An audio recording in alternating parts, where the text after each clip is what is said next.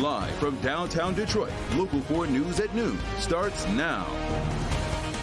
For the first time, a mass shooter's parent is on trial. Jury selection underway right now for the Oxford High School shooter's mother. Good afternoon, everybody. I'm Jason Colthorpe. And I'm Rhonda Walker. Jennifer Crumbley is charged with involuntary manslaughter for the mass shooting her son was found guilty of. A ruling in November separated the parents, and they will be tried now in their own cases. Prosecutors say the pair ignored their son's mental health and gave him easy access to a gun. In fact, bought it for him. Let's get to Priya Mann, as this case will have much of the nation watching, Priya. Yeah, there will be a lot of folks, including legal experts, paying close attention because it's unprecedented to charge the parents of a mass shooter. And today is a pivotal step in the trial with jury selection currently underway. Jennifer Crumbley is the mother of the mass shooter, and she was in the courtroom with her lawyer, as was Oakland County Prosecutor Karen McDonald. It is going to be a long first day. 325 potential jurors have been called to circuit court in Pontiac. About 300 are already there, and some have been eliminated. Legal experts say it's going to be challenging to find jurors who haven't made up their mind one way or the other. And the outcome of these trials could have far-reaching implications. Jennifer will learn her fate first. The trial for the shooter's father, James Crumbley, is set for March. We have a reporter, Sean Lay, inside the courtroom, and he'll have the very latest at 5. Reporting live in the newsroom, I'm Priya Mann. I'll send it back to you. Yeah, okay, Priya. We have extended coverage of the Crumbley trial coming up today on Local 4 Plus as well. In fact, let's check in with Christy McDonald. She is here to show us what part of this you're working on. Christy? Yeah, Rhonda and Jason, obviously there's so much interest in this case. We want to make sure that you can see it all. So today at 12:30 on the Daily Plus Live, we're going to explain how this case breaks down, what the prosecution has to prove here, and why this is a historic prosecution. And then attorney Lillian Diallo, she's a defense attorney, is going to be talking to us about jury selection, what the process is here in this case, what's playing out in Oakland County, what possible questions could be asked, and how long it could take. And once a jury is seated, then we are going to be bringing this trial to you live, streaming only on Local 4 Plus. So if you're on the go, you can see it on clickondetroit.com. And if you are at home, you can just download that Local 4 Plus app, however you get your Netflix, your Hulu, your Amazon, and you can watch it streaming right there. We want to make sure that if you want to see it, it is there for you, and explain this entire process, because it's one not only that we will be watching here and, of course, the Oxford community, but across the country, and perhaps setting some kind of legal precedent. So that's where we're going to be starting today at 12:30. Back to you. Yeah, certainly going to be a fascinating case, and where it goes from here. A lot at stake, that's for sure. We do want to switch gears here and talk to Ashley after a miserable commute this morning with so many accidents. Hoping the weather is taking a turn for the better.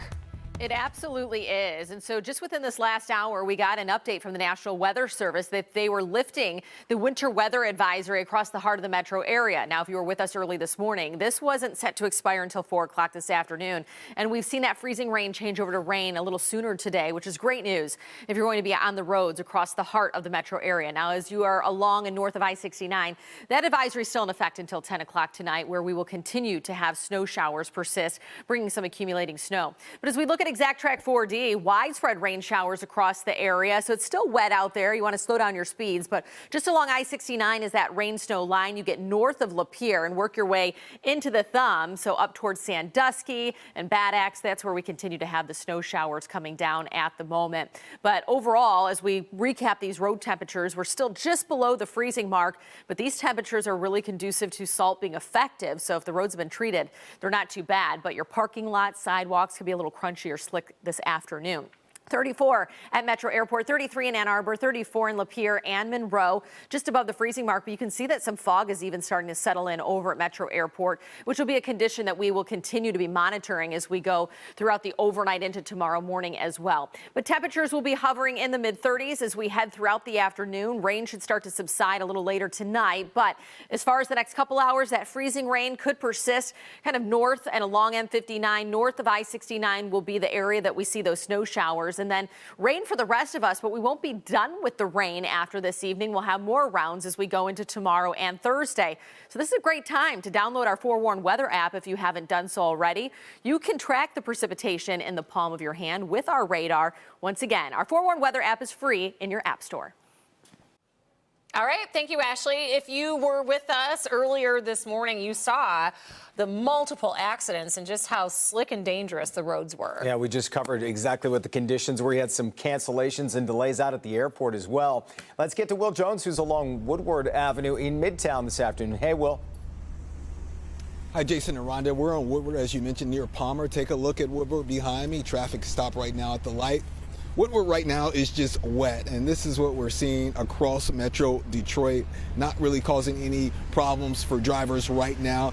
The conditions are now much better than earlier this morning. We just checked in with Michigan State Police a short time ago, and they told us that there have been 45 preventable crashes since midnight in Wayne, Oakland, and Macomb counties. State Police say most people were driving too fast for the conditions.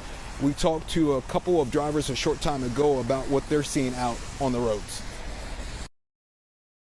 Take your time, go slow, and hope that nobody else goes faster than you. In Midtown, the roads are pretty good. So you haven't had any issues? No problem.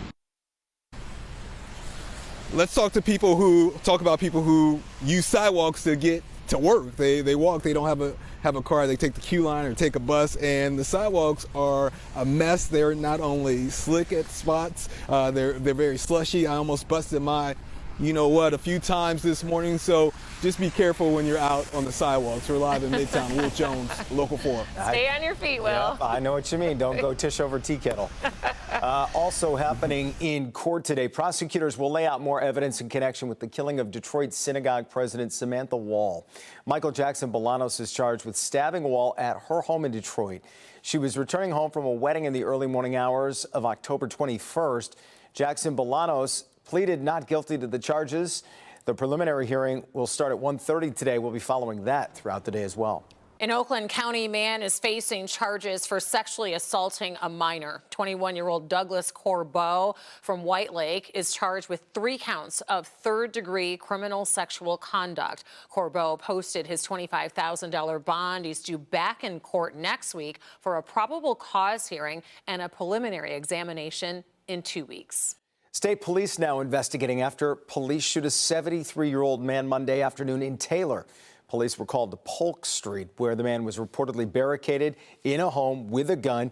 Not many details being released at this time, but we do know the man was taken to the hospital and at last check was critical.